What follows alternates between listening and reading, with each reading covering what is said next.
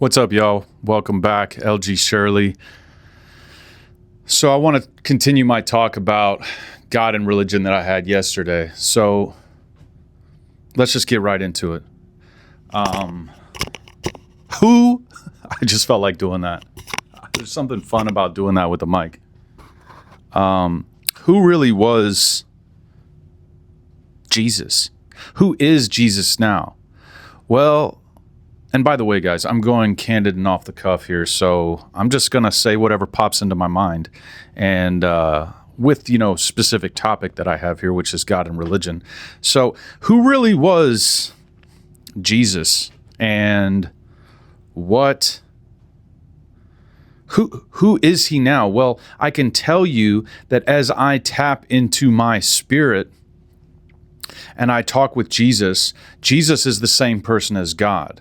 And the way I see it is when you have a relative, a family member die, I call it the absolute value of their spirit. Once we pass over into the spirit world, we no longer become who we were on earth. We are that person. However, we are the absolute value of that person in heaven or the spirit world.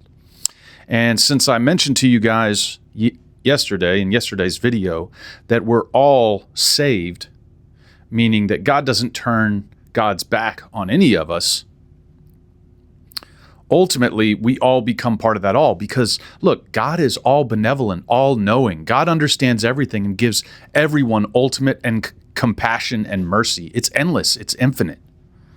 So the absolute value, if you think like the absolute value of a -5, remember you guys learned that in elementary school or middle school or high school or whatever. I can't believe I just brought up fucking math. But the absolute value of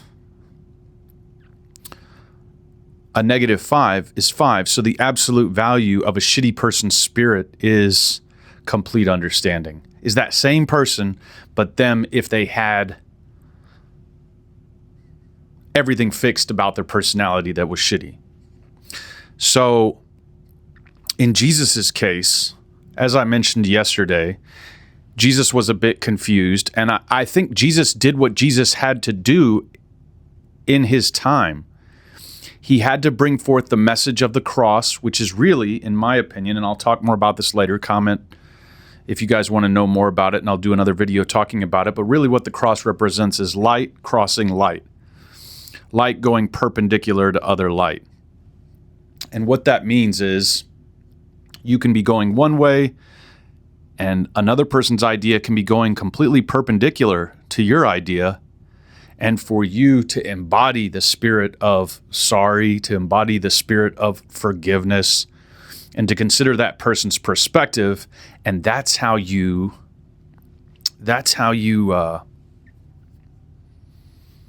learn and grow and really come to find yourself on the same team as that other person. So Jesus had to get his message out. He wanted to save as many people as he could. So he said the only way you can do it is through me, and he was really trying to make this dent. But who was he really? As I tap into Jesus' spirit, Jesus was exactly like God, which means that as long as you carry goodness in your heart, you're going to reach the ultimate reward.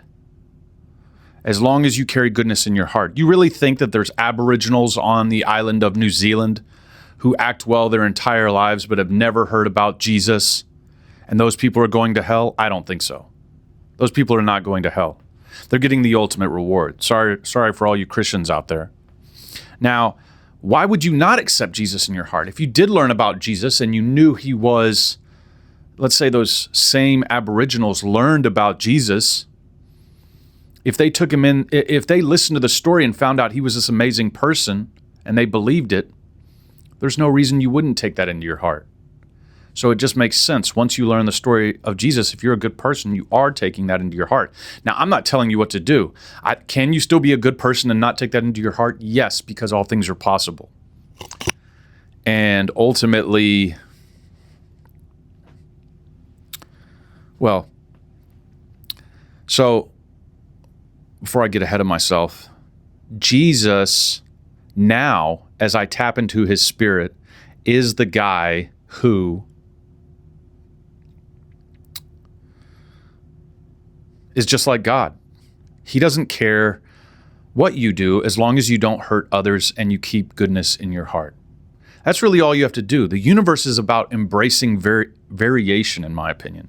So as long as you live and let live, you apply the golden rule, you don't do unto others as, I mean, that's just a good saying. You don't do unto others differently than you would have them do unto you. And now I want to talk about what is heaven. So heaven is what I believe at this point in my life, and I could be wrong, right? I'm not claiming to have all the answers. This is something I like to say. I'm LG.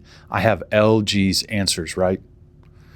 We're all beautiful creations of the universe, and we get whatever downloads we get. I think one of the worst things you can do is just cough up other people's stuff and not listen to your downloads. But what I believe is that at some point, and I think this is kind of interpreted as the second coming of Christ a lot of times, what I believe is going to happen is at some point we're going to figure out how to bring everybody back. Because look, when you die, you go into this place that I like to think of as the all. The all is this shimmering, glittery ether that surrounds this dimension where things are manifested physically. Every time you've heard a near-death experience, you hear people about being enveloped in this beautiful energy of warmth, right? And honestly, it sounds amazing, but this is the world where you can create things physically, right? Before this universe was created, and you could look at Genesis if you want, that's just one religion's interpretation of before this universe was created.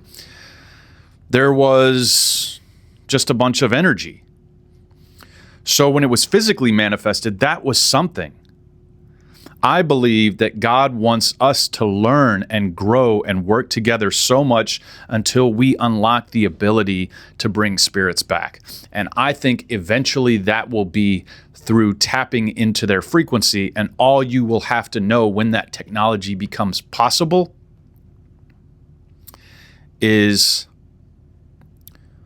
an idea of their frequency. And once you bring one person back, they know a bunch of other people's frequency or their energy just based on a feeling. And in the future, we'll be able to turn those feelings into retrieval mechanisms, I think. And so it'll be just like a match lighting another match, lighting thousands of other matches, lighting millions of other matches, as each person remembers somebody that came before them.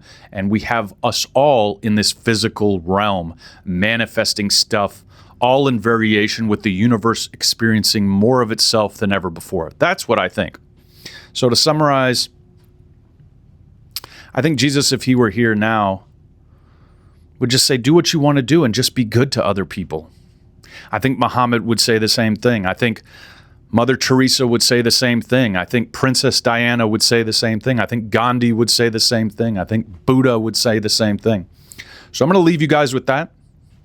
And tune into the Church of Funk channel. I'm going to go over there and do a little set, do a little talkie. And I hope you guys enjoy it. I'm going to be dropping a lot more videos. And leave some suggestions in the comments about what you want me to talk about. I'm going to be talking about everything from now on. I'm really going to be trying to hone my skills a little bit and just keep improving so that eventually we can go on a little world tour here. But I'll save that for another day. I love you guys. Peace. You're the best. See you later.